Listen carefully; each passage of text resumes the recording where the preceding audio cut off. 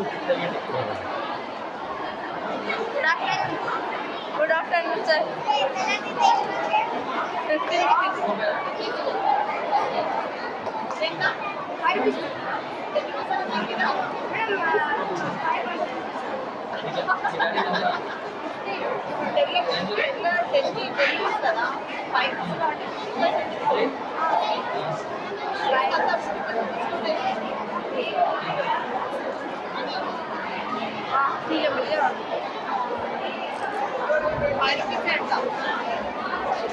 I am from 5th grade. Mahathi స్కూల్లో జరిగిన ఇన్ని ఘనంగా ప్రోగ్రాంలు ఏ స్కూల్లో నాకు తెలిసినంత భారతదేశంలో ఇంత ఘనంగా ఏ స్కూల్లో జరగలేవు. కానీ దీంట్లో ఈ స్కూల్లో ఇంతే కాదు, లైబ్రరీస్, ల్యాబ్స్ అన్నీ ఉంటాయి. డిజిటల్ బోర్డ్స్లో సహాయం చేస్తూ అందరికీ క్లియర్గా చెప్తున్నారు మేడం వాళ్ళు. Thank you. In our stall we are selling perfumes, watches, keychains, sunglasses and rings. और क्या बोलूं?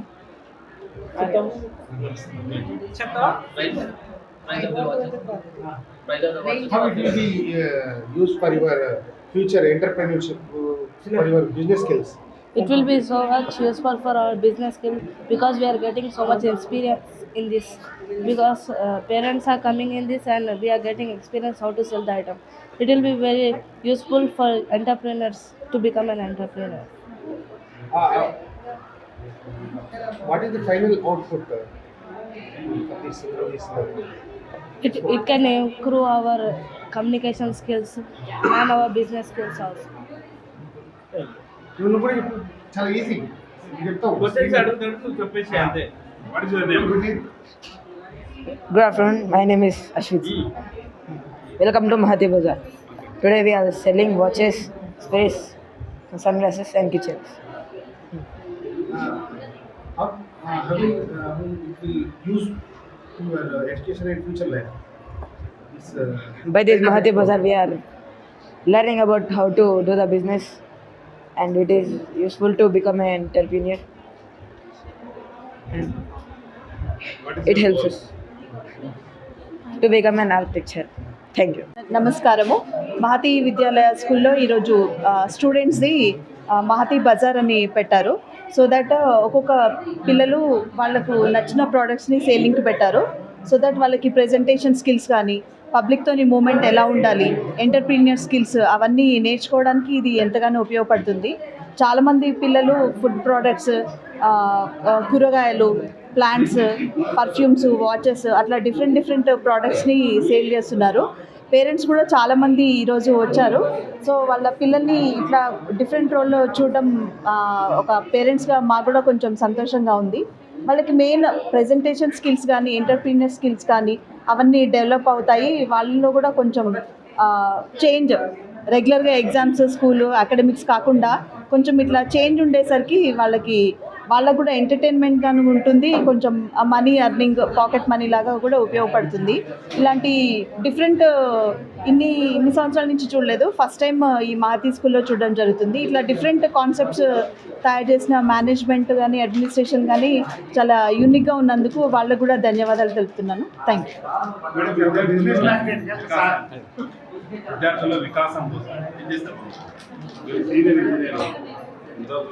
విద్యార్థుల్లో వికాసం అంటే రెగ్యులర్ అకాడమిక్స్లో ఉండే వాటికంటే కూడా ఈ మధ్యకాలంలో పిల్లలు చిన్న రిమోట్ ఇవ్వలేదని సూసైడ్, పాకెట్ మనీ ఇవ్వలేదని సూసైడ్, అది ఒక రకము, సూసైడ్స్ ఒక రకము, హత్యలు చేయడం కూడా ఈ మధ్యకాలంలో స్కూల్ లైఫ్లోనే, కాలేజ్ లైఫ్లోనే చాలా చిన్న పిల్లలు సిస్టర్స్ని, మదర్స్ని చంపడం అనేది ఈ మధ్య చాలా చూస్తున్నాము.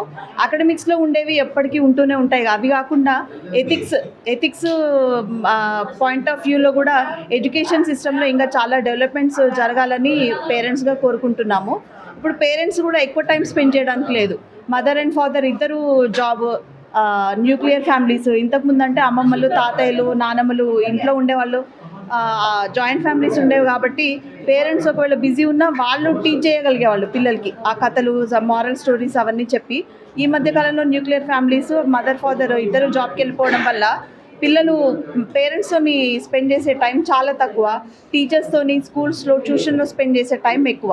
సో పేరెంట్స్కి ఎంత ఉంటుందో టీచర్స్ని కూడా వాళ్ళు చాలా అటాచ్మెంట్ ఎక్కువ ఉంటుంది కాబట్టి పేరెంట్స్ చెప్పిన దానికంటే టీచర్స్ చెప్పిన దాని మీద ఎక్కువ వాళ్ళకి నమ్మకం ఉంటుంది. సో టీచర్స్ ఎక్కువ ఎథిక్స్, అకాడమిక్స్తో పాటు ఎథిక్స్ కానీ మారల్ వాల్యూస్ కానీ ఇట్లాంటివి కూడా టీచ్ చేస్తే బాగుంటుందని, అట్లా మన అకాడమిక్స్లో కూడా కొంచెం చేంజెస్ వస్తే బాగుంటుందని నా ఆలోచన. బిజినెస్ ప్యాకేజ్ సోషల్ మీడియా బాగా అడిక్ట్ అవుతున్నారు, దాంట్లో ఎట్లా బయటపడుకోవాలి? యాక్చువల్లీ ఈ స్కూల్ వాళ్ళు ఒక మంచి ఆపర్చునిటీ ఇచ్చారు పిల్లలకి. అంటే ఏంటి అంటే వీళ్ళకి నార్మల్లీ వీళ్ళకి థియరీ ప్రాక్టికల్ మాత్రం తెలుసు. మన పిల్లలు బయటికి వెళ్ళేసి షాప్కి వెళ్ళి ఏమైనా తీసుకురారా అంటే ఎంత వేయాలి, బిజినెస్ ప్రైస్ అంటే ఏంటి తెలియదు, ఎంత చేంజ్ రావాలి, ఎంత చేంజ్ అంటే పోదు. ఇది మంచి ప్లాట్ఫామ్. పిల్లలకి బిజినెస్ అంటే ఏంటి, ఎలా మాట్లాడాలి, ఎంత కమ్మితే మనకి ఎంత ప్రాఫిట్ వస్తుంది, మార్జిన్ ఎంత అనేది వాళ్ళకి ప్రాక్టికల్ నాలెడ్జ్ ఒకటి మనకి చాలా ఉపయోగపడుతుంది. మేజర్గా పిల్లలకి అసలు చదువుతారు, క్లాసులు చూస్తే 90%, 95% మార్క్స్ వస్తుంటాయి. కానీ తీరా చూస్తే షాప్కి వెళ్ళి ఒకటి తీసుకురావాలంటే తెలియదు, ఒక కమ్యూనికేషన్ రాదు, ఎవరితో మాట్లాడాలి, ఎట్లా మాట్లాడాలి, ఎట్లా మనం దాని గురించి వస్తువుని ఎట్లా గ్రహించాలనేది వాళ్ళకు ఏ మాత్రం ఐడియా లేదు. ఇది ఒక నేనేమనుకున్నానంటే స్కూల్ వాళ్ళు కండక్ట్ చేసింది ఒక చాలా మంచి ప్లాట్ఫామ్. దీనివల్ల వీళ్ళకి ఒక ఐడియా వస్తుంది ఏంటంటే మన మార్కెట్ ఎట్లా వెళ్ళాలి, వస్తువుని ఎలా కొనాలి, వస్తువుని ఎలా గ్రహించాలి అనేది. దాంతోపాటు వీళ్ళొక ఫ్యూచర్లో ఒకవేళ వీళ్ళు జాబ్స్ రాకపోయినా నెక్స్ట్ మనకి జాబ్స్ లేవు, ఎంటర్ప్రెన్యూర్గా చేయాలనుకుంటే వీళ్ళొక మంచి ప్లాట్ఫామ్ అని నేను అనుకుంటున్నాను. ఒక ప్రొఫెషనల్ అంటే మ్యాక్సిమం పెద్ద పెద్ద ప్రొడ్యూసర్ మన అవును ఒక ఇంటర్వ్యూలో మా భర్త దగ్గర ఒక రూపాయి కూడా డబ్బులు ఉండదు, వాళ్ళ అసిస్టెంట్ ద్వారా అవును అంటే ఎంత పెద్ద ప్రొడ్యూసర్ అయినప్పుడు కూడా మనీ మేనేజ్మెంట్ అనేది తెలియదు. అవును కాబట్టి ఇది కూడా ఒక పెద్ద ల్యాబ్స్ అంటే అదే ఒక పెద్ద ప్రొఫెషనల్ కూడా మనీ మేనేజ్మెంట్ బిజినెస్ ఇవన్నీ దర్శనం అదే చెప్తాను. స్కూల్ వాళ్ళు ఇది మంచి చేస్తే వీళ్ళకు మేనేజ్మెంట్ అనేది తెలుస్తుంది. అంటే మనీ మైండెడ్ ఒక మనీ ఉన్నా కూడా దాన్ని ఎంత ఖర్చు చేయాలి, ఎంత పెట్టుకోవాలి, ఎంత మనకి చేయాలి అనే వాళ్ళకు ఇది ఒక మంచి ప్లాట్ఫామ్ అని నేను చెప్పగలను. దానికి చాలా అడిక్ట్ అవుతున్నారు. దానికి మెయిన్ రీజన్ ఏంటంటే వీళ్ళు ఫస్ట్ స్కూల్ వాళ్ళు ఆన్లైన్ క్లాసెస్ అని చెప్పేసి దానికి అడిక్ట్ అవుతున్నారు. దాంతో మనం ఇలాంటి కొంచెం వీళ్ళ స్కూల్ వాళ్ళు ఇంకా కొంచెం ఇలాంటి యాక్టివిటీస్ అలా చేస్తే మనం కొంచెం ఫోన్ నుంచి తప్పించి మనం ఇలాంటివి చేయొచ్చు అని చెప్పేసి నేను అనుకుంటున్నాను.